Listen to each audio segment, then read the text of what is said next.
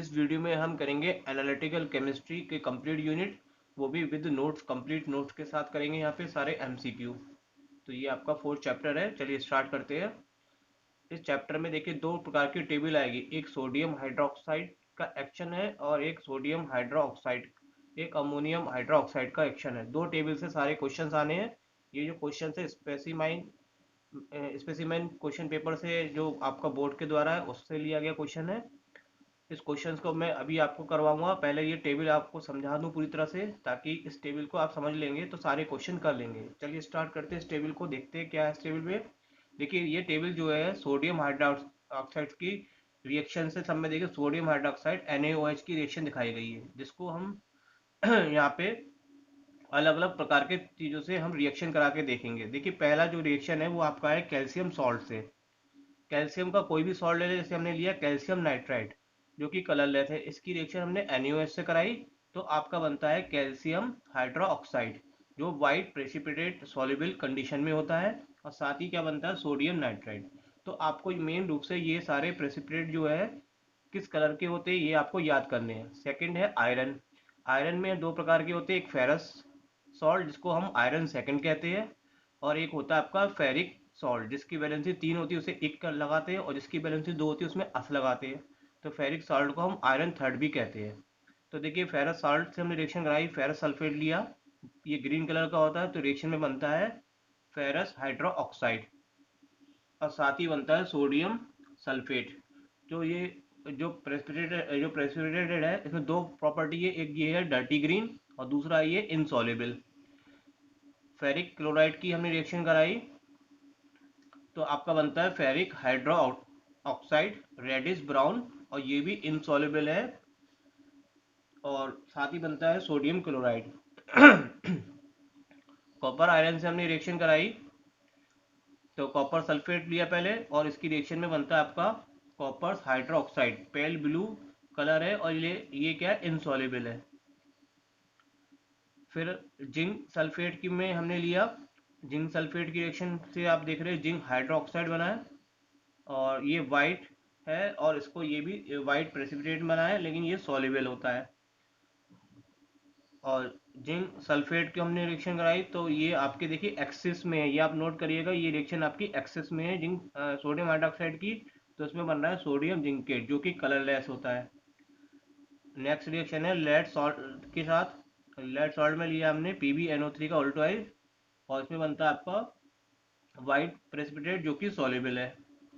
और lead hydroxide की reaction ये है एक्सिस। जितनी भी रिएक्शन एक्सिस में, आप बहुत ध्यान से नोट करिएगा, इससे क्वेश्चन आएगा अलग से। लास्ट रिएक्शन है आपकी अमोनियम सॉल्ट से, अमोनियम क्लोराइड और अमोनियम सल्फेट से दिखाई है। तो एक में बनना है NaCl और एक में बनना है Na2SO4, साथ में वाटर और अमोनिया। और जहाँ पे हम सोडियम हाइड्रोक्साइड की जगह पोटेशियम हाइड्रोक्साइड का भी अगर रिएक्शन कराएंगे तो सिमिलर प्रॉपर्टी शो होगी। तो ये अब क्वेश्चन को स्टार्ट करते हैं। क्वेश्चन में देखिए आपसे पूछा जा रहा है द अमोनियम क्लोराइड की रिएक्शन किससे, पोटेशियम हाइड्रोक्साइड से। तो यहाँ पे देखिए टेबल में आप नोट करेंगे अमोनियम कहाँ पे लिखा हुआ है, तो अमोनियम क्लोराइड देखिए नीचे लिखा हुआ है, मैंने हाईलाइटर से कर रखा है, और साथ में हमें किसकी रिएक्शन दिखानी है, पोटेशियम हाइड्रोक्साइड। लेकिन यहाँ पे पोटेशियम हाइड्रोक्साइड नहीं है, लास्ट में टेबल में लिखा है बिल्कुल सोडियम हाइड्रोक्साइड की जगह ही हम पोटेशियम हाइड्रोक्साइड को यूज करेंगे, तो वैसे ही बिहेवियर मिलेगा। तो देखिए आप रिएक्शन देखते हो, रिएक्शन में आपको नोट करेंगे, तो इस रिएक्शन में आपको बन रहा है वाटर और साथ में अमोनिया गैस। तो ये आपका ऑप्शन डी जो है वो यहाँ पे करेक्ट है। विच when iron third sulphate solution is treat with sodium hydroxide. देखिए यहाँ पे आयरन थर्ड को बोलते, सॉरी आयरन सेकंड है यहाँ पे, आयरन सेकंड को बोलेंगे यहाँ पे फेरस साल्ट, फेरस सल्फेट। तो देखिए फेरस सल्फेट की रिएक्शन में आपको किससे कराई जा रही है, सोडियम हाइड्रोक्साइड से। तो मैंने रिएक्शन को हाईलाइट कर दिया है। इस रिएक्शन में आपका देखिए डर्टी ग्रीन कलर का प्रेसिपिटेट बन रहा है, तो यहाँ पे ऑप्शन क्या हो जाएगा, डर्टी ग्रीन। तो सारे क्वेश्चन इसी टेबल से आने हैं, इसलिए इस टेबल को बहुत अच्छे से आप तैयार करिएगा। अब देखिए दूसरी टेबल है यहाँ पे अमोनियम हाइड्रोक्साइड की, वो एक्शन था आपका सोडियम हाइड्रोक्साइड के साथ, यहाँ पे जो है वो अमोनियम हाइड्रोक्साइड के साथ रिएक्शन कराई है। तो ये भी देखिए स्पेसिमेन क्वेश्चन पेपर लिया है, मैं आपको ये बताना चाह रहा हूँ कि सारे क्वेश्चन इसी टेबल से ही आने हैं। ये चैप्टर पूरा इसी दो टेबल पे बेस्ड है। देखिए पहले कैल्शियम साल्ट में कोई रिएक्शन नहीं होती है, क्योंकि उसमें OH आयन जो होता है उसकी उसकी क्वांटिटी बहुत कम होती है, बहुत लो होता है, तो वो रिएक्शन नहीं कर पाता। आयरन सेकंड या उससे फेरस सल्फेट से रिएक्शन करते हैं, तो आपका डर्टी ग्रीन कलर का इनसॉल्युबल प्रेसिपिटेट बनता है फेरस हाइड्रो ऑक्साइड। और आयरन थर्ड या फेरिक सॉल्ट से जब रिएक्शन कराते हैं तो आपका बनता है यहाँ पे फेरिक हाइड्रोक्साइड। ये भी रेडिश ब्राउन होता है और इनसॉल्युबल होता है। और फेरिक सल्फेट से जब कराते हैं इसकी रिएक्शन अमोनियम हाइड्रोक्साइड की, तो बनता है फेरिक हाइड्रोक्साइड, रेडिश ब्राउन है और ये इनसॉल्युबल है। कॉपर सॉल्ट में कॉपर सल्फेट से जब रिएक्शन कराई जा रही है तो बनता है कॉपर हाइड्रोक्साइड। इसका जो कलर है वो पेल ब्लू है। और नेक्स्ट है आपकी कॉपर सल्फेट को एक्सिस में, देखिए एक्सिस की रिएक्शन अलग होगी, ये बहुत ध्यान में नोट करके रखिएगा, पूछा जाएगा एक्सिस में रिएक्शन। तो ये आपकी सारी रिएक्शन यहाँ पे लिखी हुई है, आप इसको देख भी सकते हैं। और हाईलाइटर से मैं आपको हाईलाइट भी करके दिखा रहा हूँ एक एक रिएक्शन को। जिंक हाइड्रोक्साइड की रिएक्शन जब कराते हैं एक्सिस में NaOH की, तो आपका बनता है यहाँ पे सोडियम जिंकेट, जो कि कलरलेस है, साथ में वाटर बन रहा है। और लेड नाइट्रेट से रिएक्शन कराते हैं तो बनता है व्हाइट प्रेसिपिटेट इनसॉल्युबल। क्वेश्चन में देखिए क्या कह रहा है, the colour of the precipitate form when the ferrous iron. देखिए रिएक्शन में कौन कर रहा है, फेरस आयरन। आप देखिए फेरस आयरन कहाँ लिखा हुआ है इसमें, तो फेरस का जो भी पार्ट है वो आपका फेरस सल्फेट है, और रिएक्शन किससे हो रही है इसकी, अमोनियम हाइड्रोक्साइड की।